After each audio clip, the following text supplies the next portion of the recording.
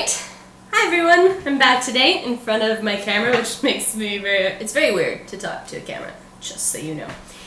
But, so I thought I'd do some cooking demonstrations as well for this time of quarantine, and I also know that this is something that I've taught many times to communities, when I worked at the medical clinic, everything. So we're going to make sauerkraut today. In my high school health classes, we don't go over that. It's more for an advanced nutrition class, but basically sauerkraut is really good for the gut. They're finding the gut is like it's our brain. It's its own brain, its own little body ecosystem there.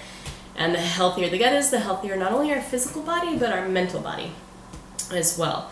So what you'll need, as I listed, is a big bowl, cabbage, cutting board, knife, something to kind of mash down the sauerkraut if you need it. I like to use a wooden spoon.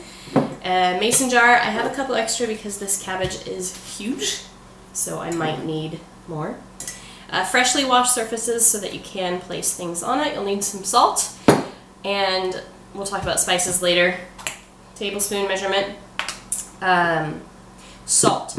Really, really, really important. You cannot use just regular table salt or any iodized salt.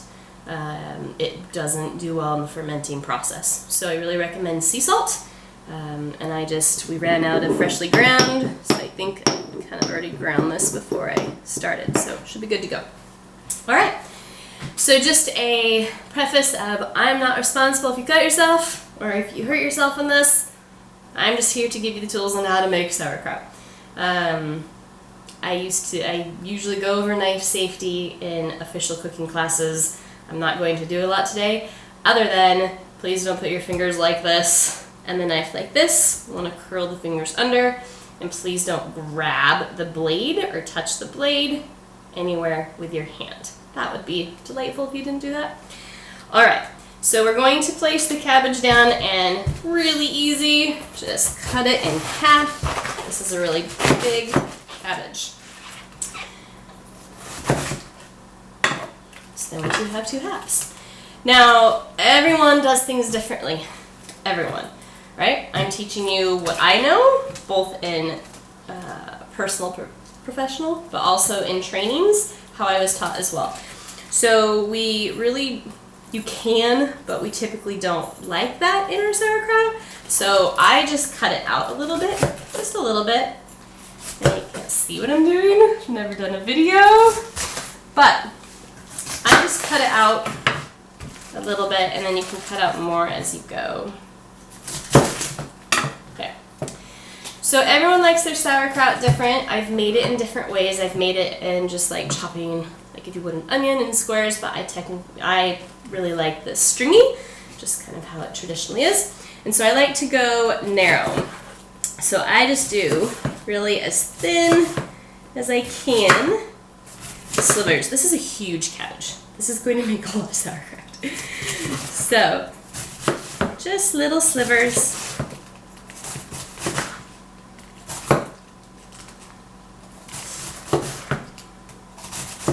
I never rush with a knife. Some people, I know that sometimes I get in a rush when making dinner or meals, and I chop too fast and sometimes cut myself. We all do it. So don't rush. So slow. So see, I'm getting these nice little, this is how I like it. I like it kind of small like this. Some people like it thick pieces. That's fine. It's fine if you have a mixture. It's fine if you have both. And because this is so big, I might use the rest for a soup or other food later. The bigger parts. I'm going to leave that for now. So I tend to just cut in thirds. So I have this giant, and I'm a messy cook, by the way. I get it everywhere. It's all good. So I just cut it in thirds. Then all you do is put it in a giant bowl. You really want a big bowl. That's a lot of cabbage. So I'm going to do a little bit more, but this is a really huge cabbage, so I'm not sure if I want to cut up the entire thing. I'll probably use it for other meals. So again, just cutting nice and easy.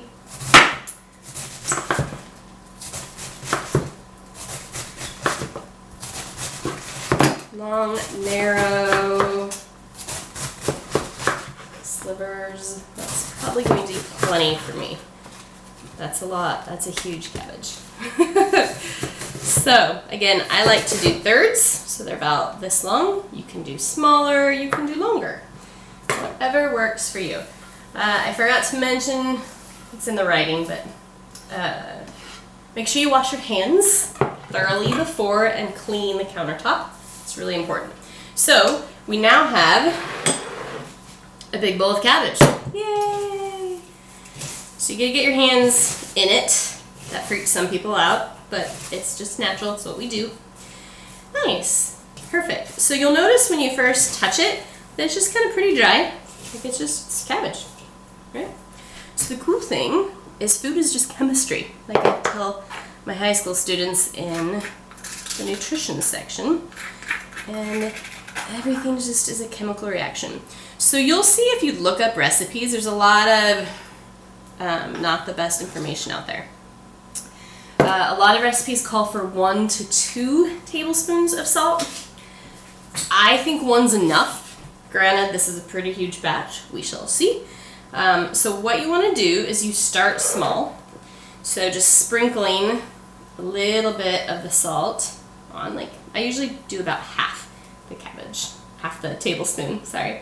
Half a tablespoon, and then I leave the other half. You get your hands dirty, and you mix it in. Now this is the fun part, where you literally massage it. This is also the time-consuming part. Just make a noise.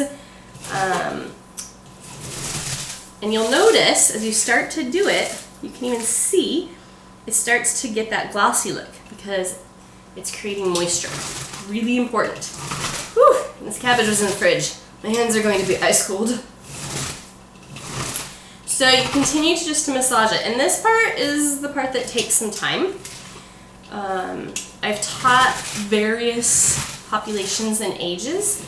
So if you're someone who has either arthritis in your hands or just you don't have the strength and it's too hard to just squish, you can use, actually, I'm not going to right now, but you can use another mason jar like this or even a cup and just smash it. That works just as well. I tend to like the massaging. Nice. So I don't know if you can see, but hopefully you're just starting to look a little bit like that too, so it's getting really glossy. You just want to keep trying to make sure that you're getting all of the cabbage. Notice how it's already shrunk, right? It's already shrunk as well, the size. Yours should be as well. So just continuing to massage it. Whew, my hands are cold. So the reason why we're doing this is it's a step that, well, the second step, sometimes the step 2 that's missed a lot when people try to make sauerkraut. In fact, when I first made sauerkraut, didn't know I needed to do it to the point of making quite a bit of liquid in the bottom of the bowl, and my sauerkraut did not turn out. It turned out a bit funky. Didn't eat it. So the intention with this is we want a pool of water in the bottom of the bowl. Because once we start putting it in the mason jar, in order for the fermentation process to be what we want it to be, the sauerkraut, the cabbage, needs to be covered in its own juice. You do not add water, you do not add vinegar, please do not add anything else to it. Those are different types of fermenting, like pickling, that require those things. But this, don't touch your face, obviously. You want to keep the bacteria that's just in it as it is. Nice. See, mine's shrunk a lot. So, I'm not getting, though, the puddle of water yet. I'm not getting the puddle of juice. So what I'm going to do is take my lovely salt and add a little bit more. I like to leave just a little bit for the end, but you can do the rest of it. And you'll notice, once you start doing that, after you've added more salt, ooh, it starts to get extra juicy.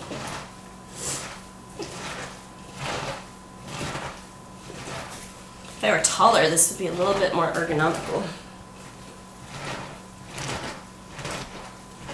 So you just smash it, massage it, squish it together. It's really great. It could be great therapy.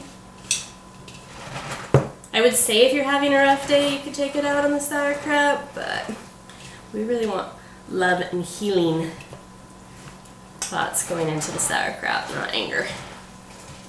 Ooh, see how when I'm doing that, you can even see it bubble up? That is what we want. Yes. So yours should be doing that as well. If you're not getting enough moisture, you're not massaging and squeezing it enough, or you need a little bit more salt. But like I said, most cabbages, this was a huge one, but most cabbages you do not need more than 1 tablespoon. Some people like their sauerkraut saltier. You can put 1.5. I don't recommend 2, and personally I think 1.5 is too much. Nice, yes, look at all those juices flowing. So as you start to look in the butt, yeah, perfect. So it's tricky to see, but as I squeeze, you can see the juice bubbling up. That means it's about ready. So, don't worry, I'll clean everything after I'm done. But I love caraway seeds in mine. So I'm going to put, I don't measure, I just know I love caraway, so I put quite a bit in my sauerkraut. It's kind of traditional. And then also I like a little dill. You can put garlic, you can put whatever you want, but I really recommend your first one, you make it pretty, not too crazy with what you add so that you understand what it should taste like. So just regular, just salt. A lot of people just like salt. They don't add any spices. I like to add the caraway. Oh, it smells so good. And dill. So then this is where it gets messy, or at least I get really messy. Kind of common with me. But everything turns out delicious, even though it's messy. So as you put it in the mason jar, I'm sure there's less messy ways to do this. This is just how I do it. So don't fill it up. This is where, ooh yeah, see that lovely juice in the bottom? I don't know if you can. That's what we want. So then kind of do this, mash it down, and see, ooh yeah, I don't know if you can see those juices bubbling up because I'm not used to recording, but yes, nice, that's great. Oh yeah, nice. So this is gonna be easy. So hopefully yours is working as well as mine. Sometimes you have to keep massaging it to get that liquid out. But really you shouldn't need more than a tablespoon of salt. You really shouldn't. I even have a little bit left over and I'm fine with that. So what I'm gonna do is mash it until the juice is, oh, perfect, nice. And then add a little bit more. Like I said, I make a mess. You don't have to, but I do. Perfect. So again, I added more, but then I'm gonna mash it down. Ooh, yes, look at those juices.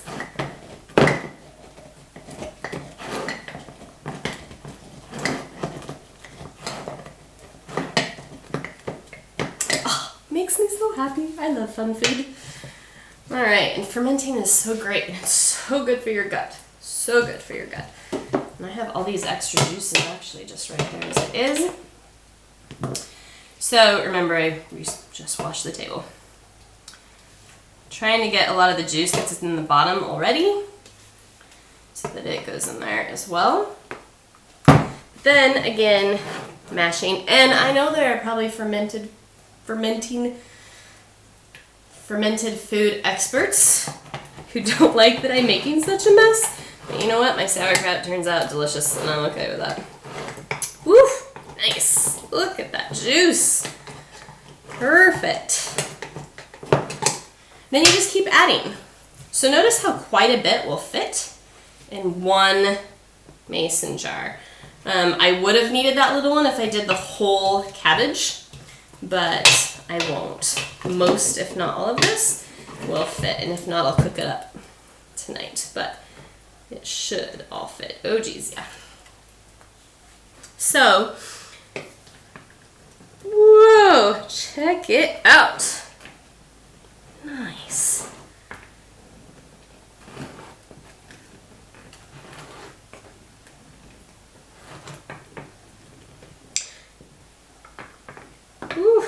that juice. Nice. So you don't want the liquid too, like that's probably as far as I want it. I can put a little bit more. And luckily this is my last really handful of cabbage. I may have put too much. Yeah, that might overflow.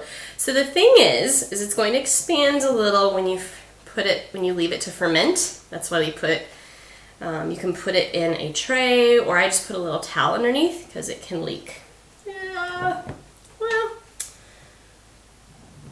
that's a lot of juice. So I'm gonna go ahead and leave it, but really you don't want it as high as mine.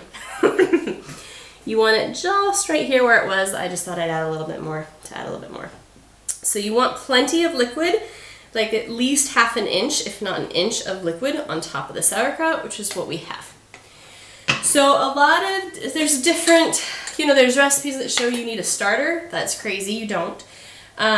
People just do it different ways. There's some people that say you need to put a weight and you need to block the air. You don't need to. So all you do right now is you're gonna put the lid on it, you're going to screw it on, and then get a towel and wipe it down, clean it up. Voila, you have prepped for sauerkraut. So then what you do is you're going to put this in, I just put it in one of my cupboards that I don't open very often. And what I'd recommend is either putting a towel or a plate or something underneath when you set it in the cupboard. There you go, you're done. It takes about 3 to 7 days. Now, again, different people will tell you different things. The most recent fermenting food workshop that I went to said that you could test it, that you could open it, try a bite, and if it's not quite what you like it, put it back in. My previous experience really recommended not doing that. Again, so many different philosophies. So I don't do that. I usually just can tell when it's done. Mine, I like usually about the 3 to 4 days if it's this time of year. If it's summer, 3 days for me, my preference. If it's winter, sometimes it needs about 5 to 6 depending on the temperature of the house. But you'll notice it'll start bubbling. And when you start seeing the bubbles develop, that means it's fermenting or it has fermented. So you can plan on usually 4 days is a good gauge to just get it out. I usually recommend when it's the time to kind of scrape the top off and then try a bite. And it's delicious. Think of it as a medicine. If you don't love sauerkraut, think of this as a medicine and just a tablespoon a day. All right? Well, hopefully your sauerkraut turns out. And thanks for watching me make sauerkraut. All right.